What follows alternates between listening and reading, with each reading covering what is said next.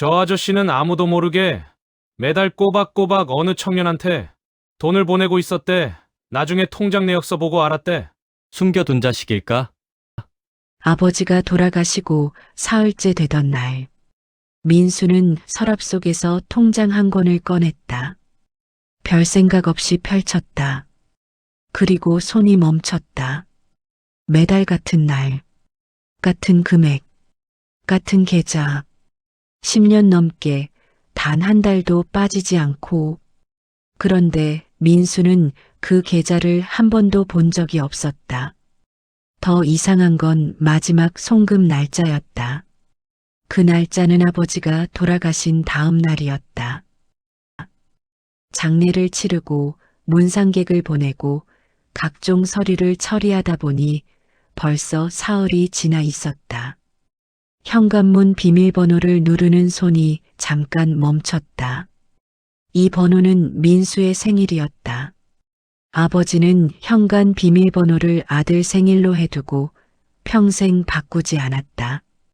그 사실을 민수가 안 건 불과 몇 년 전이었다. 어쩌다 아버지 집에 먼저 도착했을 때 아버지가 전화로 번호를 알려줬다. 712야. 네 생일. 그때 민수는 그냥 웃고 넘겼다. 그게 그렇게 마음에 걸릴 일인지 몰랐다. 문이 열렸다. 오래된 집 특유의 냄새가 밀려왔다. 습기와 나무, 그리고 어딘가 낯익은 냄새. 어린 시절, 이 집에서 자랄 때부터 맡아온 냄새였다. 어머니가 살아계실 때는 항상 음식 냄새가 섞여 있었다. 된장찌개, 혹은 생선 굽는 냄새. 지금은 그것도 없었다. 그냥 오래된 집의 냄새만 남아 있었다. 민수는 거실 불을 켰다. 아버지는 많은 것을 남기지 않은 사람이었다. 텔레비전, 소파, 낡은 밥상, 그리고 책장. 아버지는 유독 책을 좋아하는 사람이었다.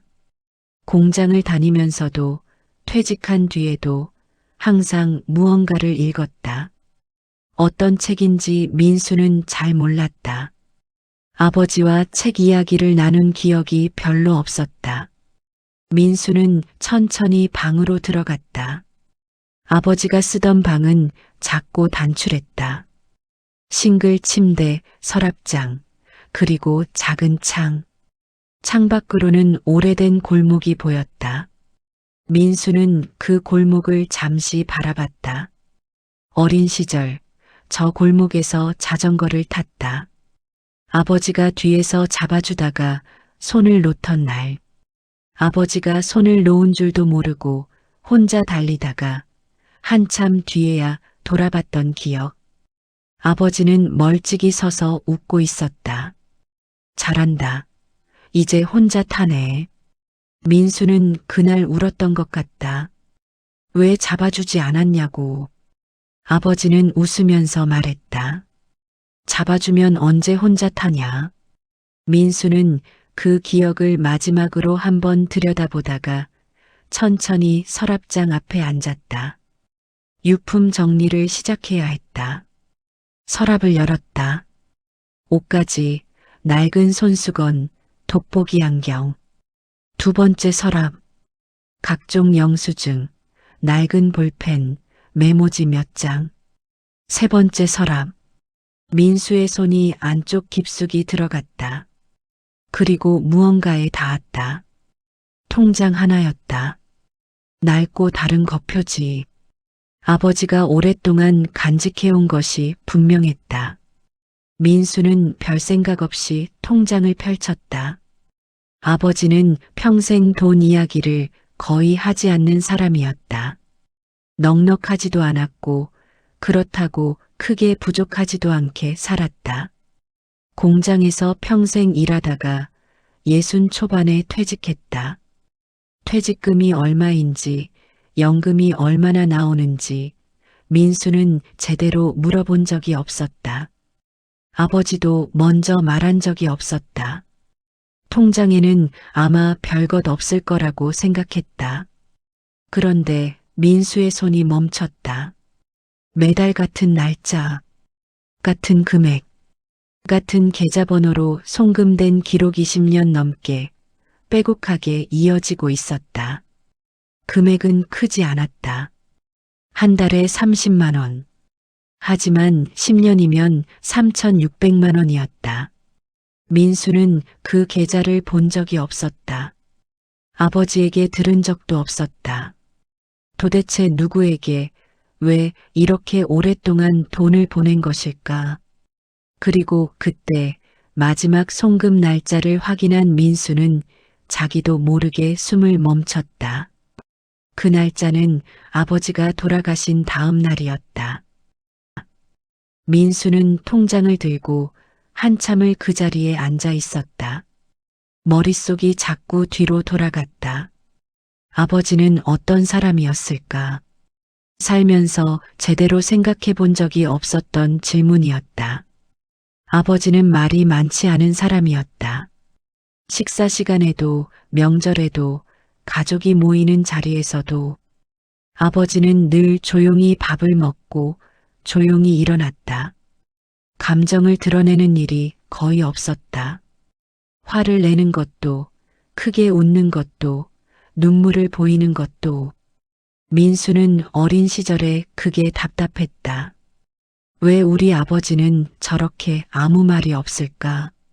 친구 아버지들은 술도 마시고 농담도 하고 가끔 싸우기도 하던데 우리 아버지는 그냥 조용했다. 어머니가 살아계실 때는 어머니가 그 빈자리를 채웠다. 어머니는 반대로 말이 많은 사람이었다. 이웃 이야기, 시장 이야기, 친척 이야기. 식탁은 항상 어머니의 이야기로 가득 찼고 아버지는 그 옆에서 조용히 밥을 먹었다. 그 모습이 어린 민수의 눈에는 이상해 보이지 않았다. 그냥 우리 집은 원래 그런 집이라고 생각했다. 어머니가 먼저 세상을 떠난 건 민수가 36살 때였다. 갑작스러운 일이었다. 특별히 아프다는 이야기도 없었는데 어느 날 쓰러지셨고 일주일도 안 되어 가셨다. 그때 아버지는 병원에서 한 번도 울지 않았다. 민수는 그게 이상하다고 느꼈다. 평생을 같이 산 사람이 갑자기 떠났는데 어떻게 눈물 한 방울이 없을 수가 있을까? 장례식이 끝나고 민수가 아버지 옆에 앉아서 조심스럽게 물었다. 아버지, 괜찮으세요? 아버지는 잠시 창밖을 보다가 말했다. 괜찮다. 그게 전부였다. 민수는 그날 이후로 아버지가 걱정됐다. 혼자 남겨진 아버지가 가끔 전화도 하고 한 달에 한 번씩은 밥도 먹으러 갔다. 아버지는 항상 잘 지낸다고 했다. 별일 없다고 했다. 민수는 그 말을 믿었다.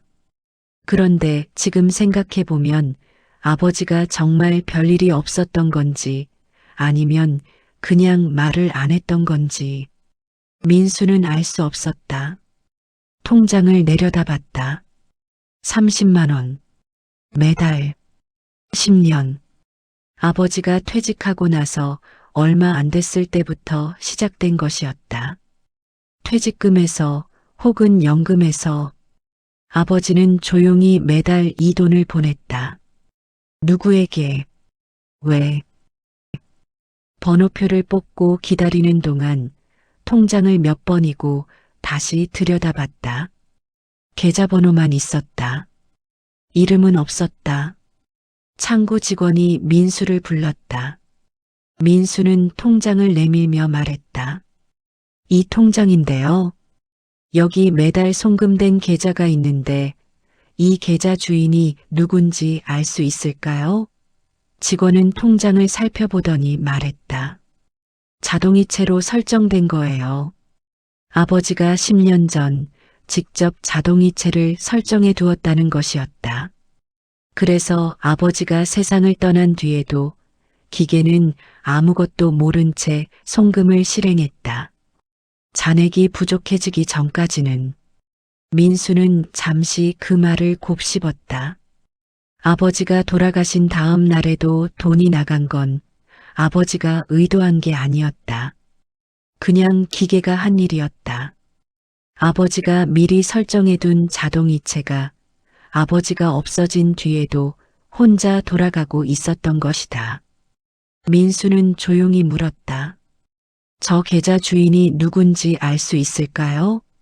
직원은 표정이 살짝 굳었다.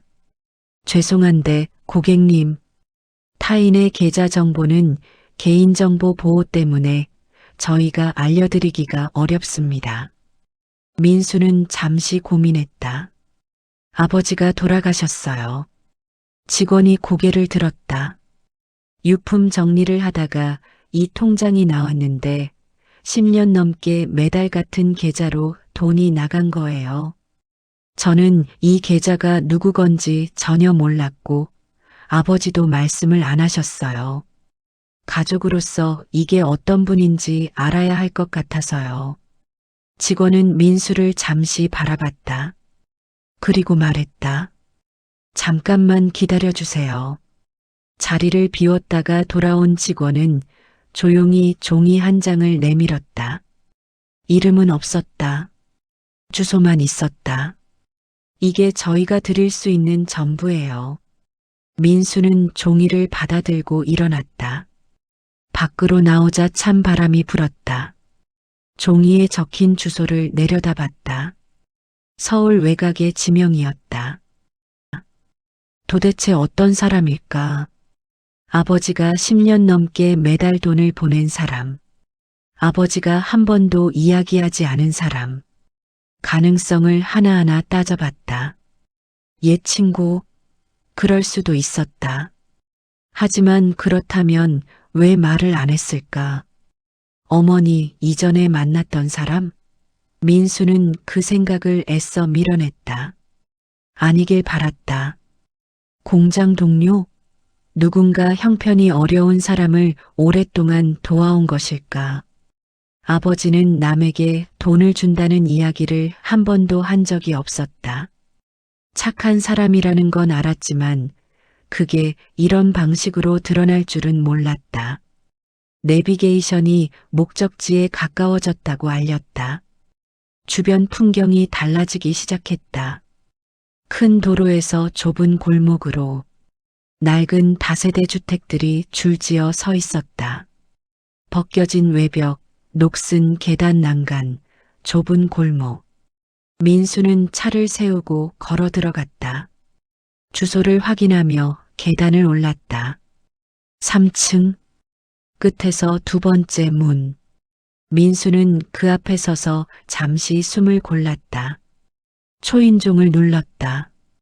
안에서 발소리가 들렸다. 잠깐의 침묵. 그리고 문이 열렸다. 20대로 보이는 젊은 남자였다. 단정하지만 소박한 차림. 처음 보는 얼굴이었다. 남자는 민수를 보는 순간 굳었다. 무언가를 알아챈 사람처럼. 두 사람은 잠시 서로를 바라봤다. 긴 침묵 끝에 남자가 먼저 입을 열었다. 아버지 돌아가셨나요? 민수는 말을 잇지 못했다. 아버지라는 단어가 낯설게 걸렸다. 이 사람이 지금 누구를 아버지라고 부르는 것인지. 들어오세요. 좁은 원룸이었다. 깨끗하게 정리되어 있었다. 낡았지만 흐트러지지 않은 공간이었다. 민수는 작은 식탁 앞에 앉았다. 남자는 물을 가져다 줬다. 그리고 조심스럽게 앉으며 말을 시작했다. 저는 보육원에서 자랐습니다. 민수는 말없이 들었다. 충청도에 있는 작은 보육원이었어요. 초등학교 입학 전부터 거기서 살았습니다. 13살 때였어요. 그분이 처음 오셨을 때가. 남자의 눈이 잠시 어딘가를 향했다. 기억을 더듬는 것 같았다. 자원봉사로 오신 분들이 가끔 있었어요. 대부분 한 번 오시고 안 오시거나 명절에만 가끔 오시거나. 그런데 그분은 달랐어요. 처음에는 저한테 특별히 무언가를 하신 게 아니었어요. 그냥 애들이랑 같이 밥 먹고 같이 이야기하고. 그런데 돌아가시면서 저한테만 따로 오셨어요. 뭐라고 하셨냐면 그냥 이야기하자고 하셨어요. 어떻게 살고 싶냐고, 뭘 먹고 싶냐고, 꿈이 뭐냐고. 민수는 그 말을 듣는 순간 어딘가 먹먹해졌다. 아버지가 그런 이야기를 했다는 게 낯설었다. 민수에게도 그런 이야기를 한 기억이 거의 없었다. 그때 저는 사실 그 질문들이 부담스러웠어요. 꿈이라니, 먹고 싶은 게 뭐냐니, 그런 걸 생각해 본 적이 없었거든요. 그래도 억지로 말했어요. 삼겹살이 먹고 싶다고. 남자가 피식 웃었다. 그랬더니 진짜 데려가 주셨어요. 삼겹살 집에. 그게 처음이었어요. 누군가랑 식당에서 제대로 밥을 먹은 게. 민수는 아무 말도 하지 않았다. 그 뒤로 계속 오셨어요. 자주는 아니었지만 한 달에 한 번 아니면 두 달에 한 번. 그래도 빠지지 않고 오셨어요. 그리고 항상 저한테 오셨어요. 다른 애들한테도 물론 잘 해주셨지만 끝에 항상 저한테 따로 오셔서 이야기를 하셨어요. 고등학교 올라갈 때쯤 됐을 때 그분이 그러셨어요. 남자가 잠시 숨을 고르더니 말했다. 내가 아들 하나 있는데 걔랑 나이가 비슷하다고. 민수의 가슴이 철렁했다. 그 말이 무슨 뜻인지 저는 그때 잘 몰랐어요. 그냥 그런가 보다 했어요. 고등학교를 졸업하고 보육원을 나와야 할 때 갈 곳이 없었어요. 아는 사람도 없고 돈도 없고. 그분이 방 보증금을 내주셨어요. 여기 이 방이요. 남자가 방 안을 천천히 둘러봤다. 그때부터 10년 넘게 여기 살았어요. 취직하고 나서도 한동안 생활비를 보내주셨어요. 저는 받기가 미안해서 몇 번 거절했는데 그분이 그러셨어요. 아들한테 주는 건데 뭐가 미안하냐고. 항상 저를 아들이라고 불렀습니다. 남자의 목이 살짝 떨렸다. 저도 그분을 아버지라고 불렀어요. 어색하긴 했지만 그래도 그분이 좋아하셨어요. 연락이 갑자기 끊겼을 때 처음에는 바쁘신가 보다 했어요. 그런데 한 달이 지나도 두 달이 지나도 혹시 하고 있었어요. 계속. 남자가 두 손을 무릎 위에 모으고 고개를 숙였다. 민수는 아무 말도 할 수 없었다. 집으로 돌아온 민수는 오랫동안 소파에 앉아 있었다. 불도 켜지 않았다. 창밖은 어두웠고 방 안도 어두웠다. 머릿속이 조용하지 않았다. 아버지에 대한 기억들이 자꾸 올라왔다. 어린 시절 아버지가 퇴근하고 돌아오면 늘 조용히 밥을 먹었다. 어머니가 오늘 있었던 이야기들을 쏟아냈고 민수도 학교 이야기를 했고 아버지는 고개를 끄덕이거나 그래 한마디를 했다. 그게 전부였다. 민수는 커가면서 아버지가 무뚝뚝하다고 생각했다. 감정이 없는 사람이라고, 관심이 없는 사람이라고. 그런데 13살짜리 아이한테는 삼겹살을 사줬다. 먹고 싶은 게 뭐냐고 물었다. 꿈이 뭐냐고 물었다. 민수는 그 질문을 아버지에게 들어본 적이 있었던가. 기억을 뒤졌다. 없었다. 아니, 정확히는 기억이 나지 않았다. 어쩌면 아버지는 민수에게도 그런 이야기를 하고 싶었을지 모른다. 하지만 민수는 항상 바빴다. 학교, 친구, 공부, 취직, 결혼 준비. 아버지와 둘이 앉아서 꿈 이야기를 나눈 기억이 없었다. 그런데 그 낯선 아이한테는 그게 됐던 것이다. 이유가 무엇이었을까? 민수는 알 수 없었다. 그냥 아버지가 그 아이한테 마음이 갔던 것일까? 아니면 아버지도 외로웠던 것일까? 가족한테는 못하는 이야기를 가족이 아닌 사람한테는 할 수 있었던 것일까? 민수는 그 생각을 하다가 눈이 조금 뜨거워지는 걸 느꼈다. 아버지가 외로웠다는 건 생각해 본 적이 없었다. 아버지는 그냥 아버지였다. 거기 있는 사람이었다. 민수가 필요할 때 도움을 받을 수 있는 사람이었다. 그런데 아버지 역시 누군가가 필요한 사람이었을 것이다. 말없이 앉아 있는 사람 옆에 말없이 앉아 있어 줄 사람. 그런 사람이 아버지에게도 필요했을 텐데 민수는 그걸 해준 적이 있었던가. 며칠 뒤 민수는 결정을 내렸다. 유전자 검사를 해야겠다고. 혼의 자식일 가능성을 배제할 수 없었다. 아버지가 어머니 몰래 다른 관계가 있었던 것인지, 그 청년이 아버지의 친자인지, 그것만 확인하면 될 것 같았다. 민수는 그 남자에게 연락했다. 전화를 받은 남자는 잠시 침묵하다가 말했다. 저도 해도 괜찮아요. 사실 저도 궁금했어요. 검사 결과가 나오는 데는 며칠이 걸렸다. 그 며칠 동안 민수는 일이 손에 잡히지 않았다. 결과가 무섭기도 했고 동시에 빨리 알고 싶기도 했다. 만약 그 남자가 아버지의 친자라면 어머니는 그 사실을 알았을까? 그 생각이 가장 무거웠다. 어머니가 살아계셨을 때 그 사실을 알고 살았다면 얼마나 힘드셨을까?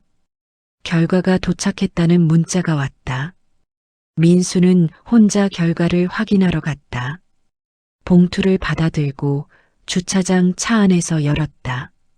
천천히 읽었다. 그리고 멈췄다. 그 남자는 아버지의 친아들이 아니었다. 민수는 숨을 내쉬었다. 그것까지는 어느 정도 예상했다. 아버지가 혼의 자식을 숨겼다기보다는 그냥 인연이 깊은 아이를 도운 것이라는 쪽이 더 말이 된다고 생각했으니까. 그런데 그 다음 줄이 눈에 들어왔다. 민수는 서류를 한참 동안 내려다보았다. 본인과 부친 간의 친자관계 검사. 결과. 불일치. 민수 역시 아버지의 친아들이 아니었다.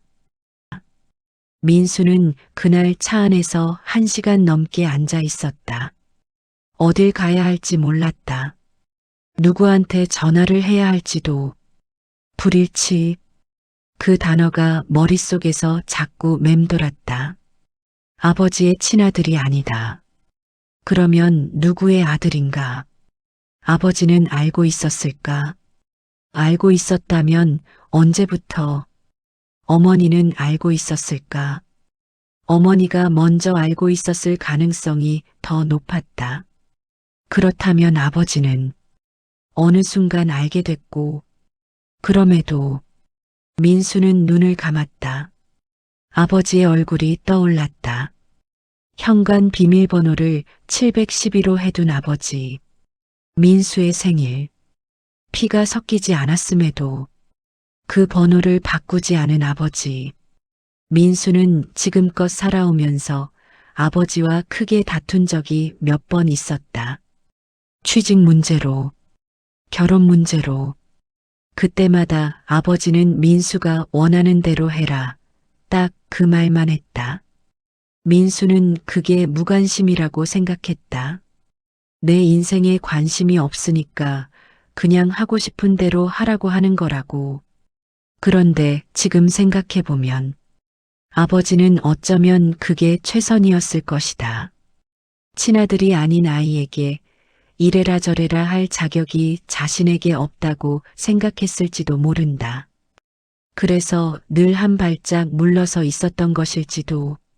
민수는 그 생각이 드는 순간 가슴이 너무 아팠다. 아버지, 당신은 왜 그랬어요? 그냥 평범한 아버지처럼 잔소리하고 화도 내고 간섭도 하면 됐잖아요. 왜 그렇게 조용히만 있었어요? 그날 밤 민수는 어머니의 유품을 뒤졌다. 어머니가 남긴 물건들은 이미 몇 년 전에 정리했다고 생각했는데 아버지가 작은 상자 하나를 서랍 깊이 넣어두었던 것이다. 어머니의 물건들이었다. 오래된 사진 몇 장, 편지 묶음, 그리고 낡은 일기장. 아버지는 어머니가 쓰던 물건들을 그렇게 간직하고 있었다. 민수는 일기장을 꺼냈다. 어머니의 글씨였다. 둥글고 따뜻한 글씨. 민수는 처음에는 선뜻 펼치지 못했다. 어머니가 남긴 것을 읽어도 되는 것인지. 하지만 지금 이 상황에서 민수는 답이 필요했다. 천천히 첫 장을 넘겼다. 결혼 초반의 일기였다. 설레는 문장들. 새로운 집에 대한 이야기. 남편이 좋아하는 음식을 처음 만들어 봤다는 이야기. 민수는 그 문장들을 읽으면서 어머니가 그때 얼마나 젊었는지를 생각했다. 20대 중반의 어머니. 이제 막 새로운 삶을 시작한 사람. 그리고 몇 장을 넘기다 보니 어느 해 가을의 일기가 나왔다. 필체가 조금 달랐다. 조심스럽고 획이 더 가늘었다. 그이는 알고 있을 것이다. 그래도 아무 말이 없다. 민수는 그 문장에서 멈췄다. 더 이상 자세한 내용은 없었다. 다음 장으로 넘어가도 그 이야기는 나오지 않았다. 어머니는 끝내 쓰지 않았다. 하지만 민수는 직감으로 알 수 있었다. 아버지는 알고 있었다. 민수가 자신의 친아들이 아니라는 것을. 아마도 결혼 전부터 혹은 결혼 직후부터. 그럼에도 아버지는 아무 말도 하지 않았다. 어머니에게도 민수에게도 평생 단 한 번도. 그이는 알고 있을 것이다. 그래도 아무 말이 없다. 어머니는 그 말 뒤에 무엇을 느꼈을까? 두려움이었을까? 감사함이었을까? 아니면 그 두 가지가 동시에였을까? 민수는 일기장을 덮었다. 오랫동안 그 자리에 앉아 있었다. 창밖에서 바람 소리가 들렸다. 아버지가 어머니를 사랑했는지 민수는 사실 잘 몰랐다. 표현을 하지 않는 사람이었으니까. 그런데 어머니가 떠난 뒤에도 어머니의 물건들을 서랍 깊이 간직하고 있었다. 아무도 모르게. 그게 사랑이 아니라면 무엇인지 민수는 알 수 없었다. 이틀 뒤 민수는 다시 아버지의 집으로 갔다. 통장이 마음에 걸렸다. 처음에 발견했을 때 급하게 넘겼던 것들이 있었다. 서랍에서 통장을 다시 꺼냈다. 이번에는 천천히 살펴봤다. 통장 표지 안쪽, 뒷면, 그리고 통장 안, 페이지와 페이지 사이. 민수의 손이 멈췄다. 종이 한 장이 끼워져 있었다. 반으로 접힌 작은 종이. 언제부터 거기 있었는지 알 수 없었다. 민수는 천천히 펼쳤다. 아버지의 필체였다. 힘이 빠진 하지만 분명한 글씨였다. 마치 손이 많이 약해졌을 때 쓴 것처럼. 아마 말년에 쓴 것이었다. 아이에게 죄는 없다. 피가 가족을 만드는 것은 아니다. 내 아들들에게.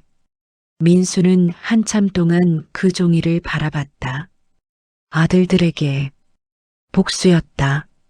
아버지는 민수만을 생각한 것이 아니었다. 보육원에서 자란 그 젊은 남자도 이미 오래전부터 아들로 부르고 있었던 것이다. 두 사람 모두 피로 이어진 것도 아니었다. 법으로 맺어진 것도 아니었다. 그러나 아버지는 두 사람 모두를 아들로 선택했다. 평생 말없이, 평생 조용히, 그리고 누구에게도 내색하지 않고. 민수는 그 자리에서 처음으로 울었다. 아버지가 돌아가시고 나서 처음으로. 장례식 때도 나오지 않았던 눈물이 그 작은 종이 앞에서 나왔다. 아버지는 알고 있었다. 민수가 친아들이 아니라는 것을. 그럼에도 불구하고 현관 비밀번호를 민수 생일로 해뒀다. 그럼에도 불구하고 평생 아들이라고 불렀다. 그리고 자신이 낳지 않은 또 다른 아이에게도 같은 방식으로 마음을 줬다. 아이에게 죄는 없다. 피가 가족을 만드는 것은 아니다. 민수는 그 문장들을 몇 번이고 다시 읽었다. 에필로그. 그로부터 한 달 뒤, 민수는 처음으로 그 남자에게 연락했다. 밥 한 번 먹을 수 있어요? 남자는 잠시 침묵했다가 답했다. 네, 언제든요. 두 사람은 아버지가 자주 가던 작은 식당에서 만났다. 민수가 그 식당을 안다고 하자 남자도 안다고 했다. 가끔 저도 데려오셨어요. 여기. 민수는 그 말을 듣고 잠시 멈췄다. 같은 식당이었다. 아버지가 두 사람을 각각 이 식당에 데려왔다. 서로 모르는 채로 자리에 앉았다. 말이 많지는 않았다. 무슨 이야기를 해야 할지 아직 잘 몰랐다. 그래도 마주 앉아 밥을 먹었다. 식사가 끝날 무렵 남자가 조심스럽게 물었다. 형이라고 불러도 될까요? 민수는 잠시 그 말을 받아들이는 시간이 필요했다. 그리고 천천히 고개를 끄덕였다. 그래요. 그것으로 충분했다. 아버지가 평생 말하지 않고 행동으로 전하려 했던 것이 아마도 바로 이것이었을 테니까. 같은 식당, 같은 자리, 그리고 이제 처음으로 마주 앉은 두 아들. 피가 아니라 마음이 가족을 만든다. 오늘 이야기 어떠셨나요? 말이 없었던 사람이 사실은 가장 많은 것을 품고 있었던 사람이었을 수도 있습니다. 표현하지 않는다고 해서 사랑하지 않는 게 아니라는 것. 어쩌면 우리 곁에도 그런 사람이 있을지 모릅니다. 이 이야기가 마음에 남으셨다면 구독과 좋아요 부탁드립니다. 다음 이야기에서 또 만나요.